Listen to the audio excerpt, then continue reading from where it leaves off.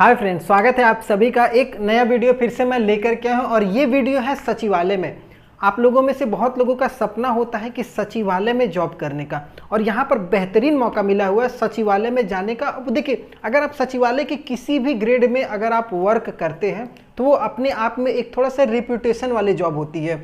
और यहाँ पर जो सचिवालय में निकाली गई है, बेसिक 12th पास कैंडिडेट यहाँ पर आवेदन करेंगे। और क्या क्या एलिजिबिलिटी मांगी गई है, फॉर्म कब से अप्लाई होगा, कैसे आपका सिलेक्शन होगा, कितने पदों पर ये भर्ती निकली है, वो A to Z मैंने पूरा वीडियो डिटेल में बनाया हुआ है, और एकदम ध्यान से देखते रहिए।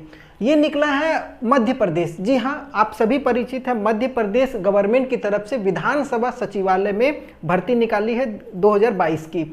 अब किस किस पद पर यह भर्ती निकली है ये थोड़ा सा समझिएगा। देखिए, बेसिकली 3 टाइप का पोस्ट यहाँ पर निकाला गया है। अब 3 टाइप के पोस्ट में कितना कितना सीट है वो भी मैं आपको बताता हूँ। देखिए, सबसे पहले सहायक ग्रेड की भर्ती निकली हुई है।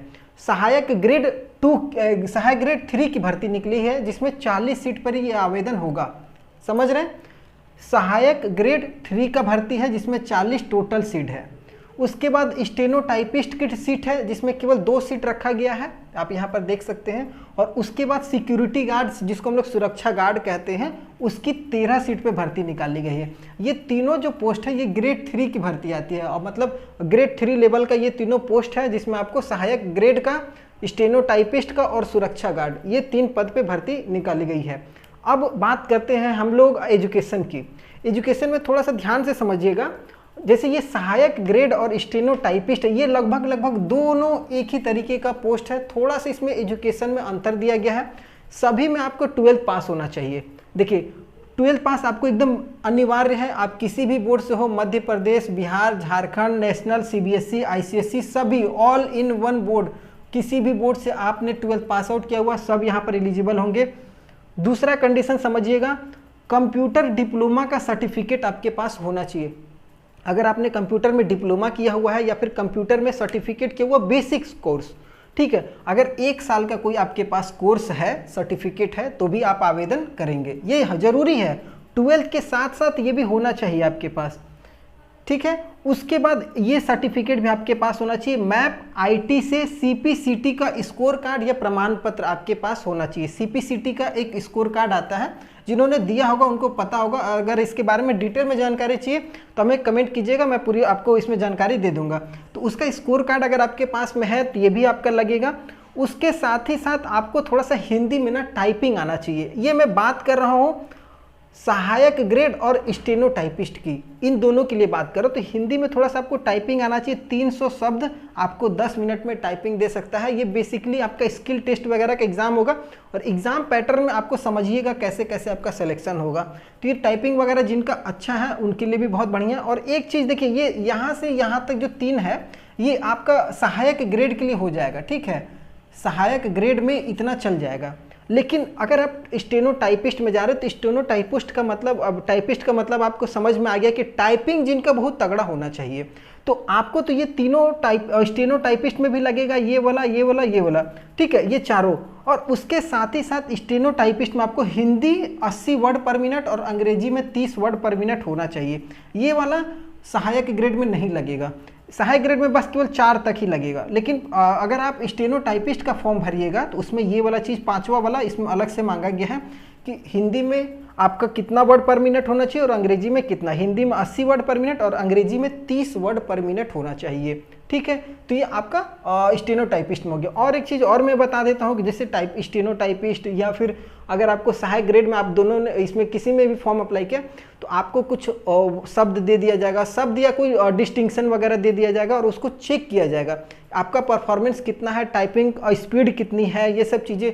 30 वर्ड 80 वर्ड पर मिनट आप लिख पा रहे हैं, उसमें एक्यूरेसी आप कितना सही टाइप कर रहे हैं वो भी देखा जाता है। ये नहीं कि आंख बंद करके जो टाइप चालू कर दिए और आधा गलत आधा सही, वैसा भी नहीं होना चाहिए।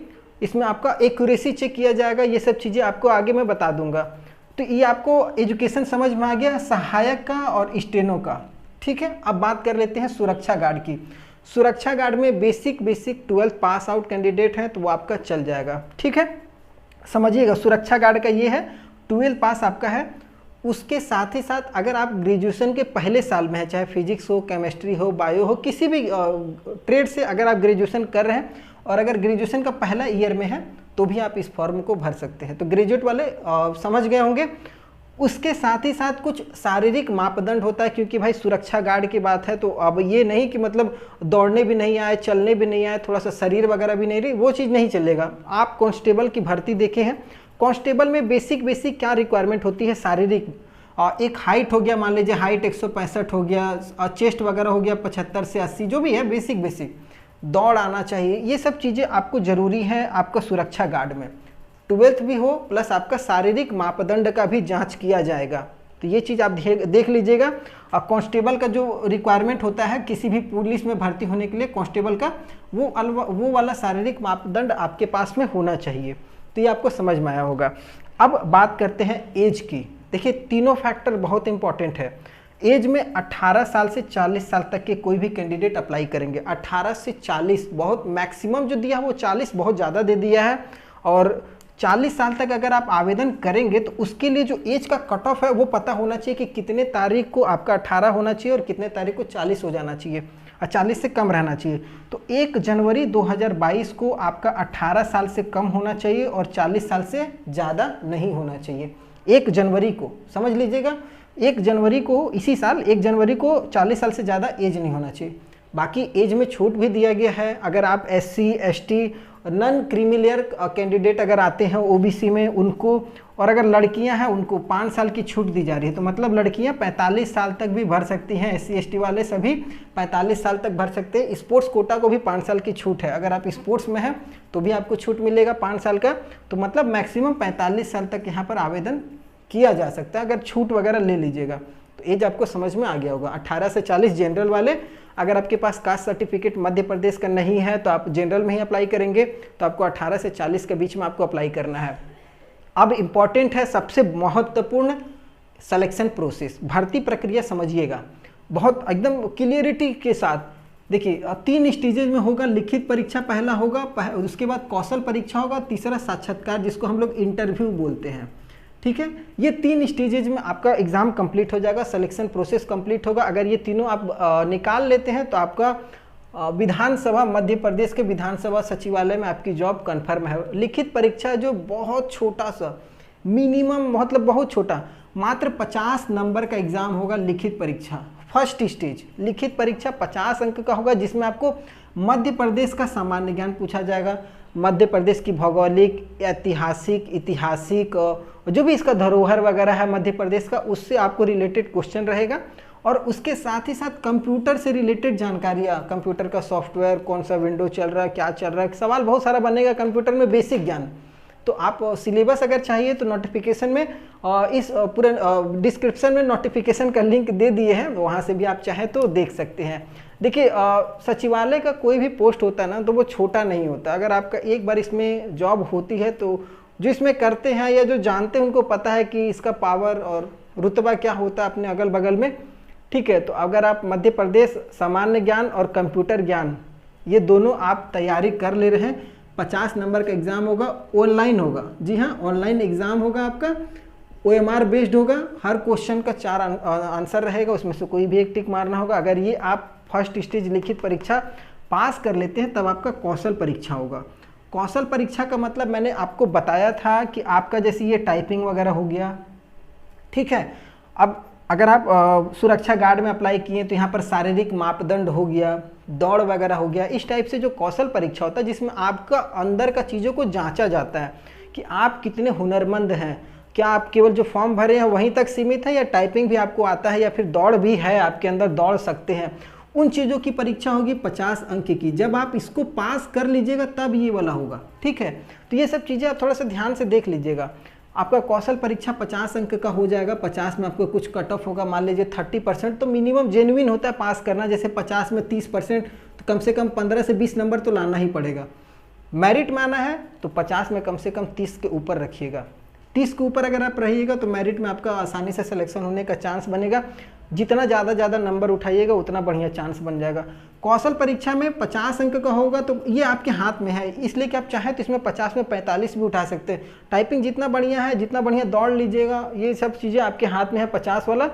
तो इसको थोड़ा सा बढ़िया से तैयारी कीजिए। अगर यहाँ मान लीजिए 30 भी है, अगर यहाँ पर 50 में आप 40 तक भी उठा लेते हैं तो टोटल अभी आपका 70 नंबर हो गया। ध्यान दीजिएगा, 70 नंबर यहाँ तक आप ले आए। उसके बाद इंटरव्यू होगा, एक छोटा सा इंटरव्यू, बहुत बड़ा नहीं। मान लीजिए सुरक्षा गार्ड के है तो सुरक्षा गार्ड से रिलेटेड कुछ सवाल पूछ लेगा, या स्टेनो टाइपिस्ट के है तो उससे जुड़ा टाइपिंग का कुछ भी सवाल पूछ सकता है, कहीं वर्क किए हैं नहीं किए हैं। और या फिर सहायक ग्रेड में तो छोटा मोटा इंटरव्यू हो जाएगा, 15 नंबर का होगा। 15 में अगर मान लीजिए बहुत खराब किस्मत भी रही ना तो 10 नंबर तो लेकर के आइएगा। तो 70 और 10 80, ठीक है, 80 नंबर आप ले करके आ रहे हो। और एग्जाम कितना नंबर का हुआ? 50, 50, 100 और 115 नंबर का एग्जाम हुआ। 115 में अगर 80 नंबर ले आए तो कोई सिलेक्शन रोक नहीं सकता इसमें आने से, ठीक है। तो ये सब चीज़ें देखिएगा, जितना बढ़िया परफॉर्मेंस दीजिएगा इन तीनों में आपका चांस उतना बढ़िया बनेगा। बाकी बात आगे कमाई कितनी है वो भी मैं आपको बता देता हूँ, ध्यान दीजिएगा। कमाई प्रश्न आपको बताया ऑब्जेक्टिव टाइप से रहेंगे, ऑनलाइन एग्जाम होगा। जो आपका यहाँ पर सैलरी देखिए, ध्यान से देखिएगा, सैलरी 19,500, जी हाँ, शुरुआत 19,500 से लेकर के 62,000 रुपये तक का आपको सैलरी मिलेगा। तो समझ लीजिए लेवल 4 का पेमेंट दिया जा रहा है आपको, तो कम नहीं है, ठीक है। तो उसके लिए बस इतना ही मेहनत करना है, कंप्यूटर वाला ज्ञान, मध्य प्रदेश का कौशल परीक्षा वगैरह निकाल लीजिए।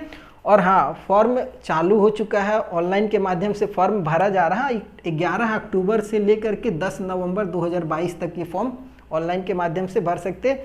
इसी के समय आपको फ़ी भी पेमेंट कर लेना है। और फ़ी पेमेंट कितना लग रहा है वो भी मैं आपको बता देता हूँ कि देखिए, अगर आप SC ST non creamy layer या EWS कैंडिडेट हैं तो आपको 300 रुपये का ऑनलाइन पेमेंट बैंक के माध्यम से करना पड़ेगा।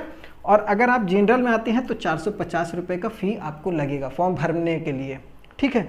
तो ये पूरी जानकारियाँ थी बेसिक। थोड़ा सा स्ट्रॉन्ग कीजिए, मध्य प्रदेश का इतिहास पढ़ लीजिए, कंप्यूटर ज्ञान, और बाकी बात सिलेक्शन हो जाएगा। अगर इसमें आपका नंबर उठ गया, कौशल परीक्षा में आप अगर अपने आप को मानते हैं कि मैं बहुत तेज़ हूँ तो फिर कोई दिक्कत नहीं है। इस तरीके की वीडियो और भी हमारे चैनल पर कंटिन्यू दी जाती है। वीडियो पसंद आया हो तो चैनल को सब्सक्राइब जरूर कीजिएगा। अगले वीडियो में मैं फिर से आपके साथ मिलता हूँ, तब तक के लिए जय हिंद।